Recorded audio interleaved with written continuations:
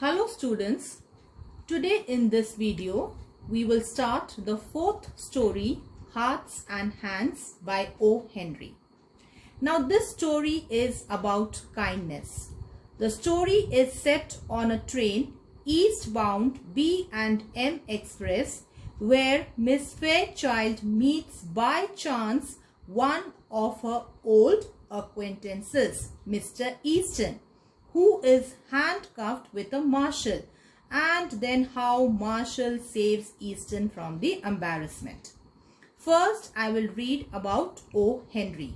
So open your treasure trove reader, page number 68. William Sidney Porter was an American writer who wrote under the pen name O. Henry. Pen name means assumed name instead of real name. His short stories are well known for their ready wit, gentle humor, and surprise endings. His story, Hearts and Hands, describes the chance encounter on a train between two acquaintances, Miss Fairchild and Mr. Easton. Now the meaning of acquaintances means to know each other but not close friends. The situation turns awkward when Miss Fairchild notices that Easton is handcuffed to a grim looking man. Grim means serious looking man. The man intervenes to save Easton from embarrassment and prevent the girl from discovering the truth about him. It is only through the observations of their fellow passengers that the reader is made aware of the real nature of the relationship between the two men handcuffed to each other.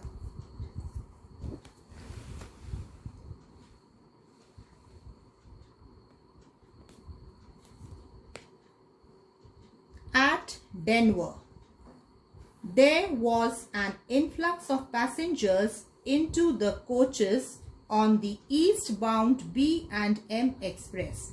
Now, Denver is the name of the capital city of Colorado, and influx means large number of passengers. So, many passengers were there. In one coach, there sat a very pretty young woman dressed in elegant taste and surrounded by all the luxurious comforts of an experienced traveler. Among the newcomers were two young men. Underline now. One of handsome presence with a bold, frank countenance and manner.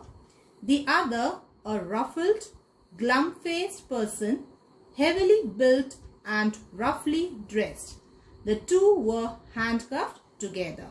Now, these lines tell or give us the description of those two young men. So, one was handsome person with a bold, frank countenance and manner. Countenance means facial expression. And the other one was a ruffled, glum-faced, means sad, dull-faced person, heavily built and roughly dressed. And two of them were handcuffed together. As they passed down the aisle of the coach, the only vacant seat offered was a reversed one facing the attractive young woman.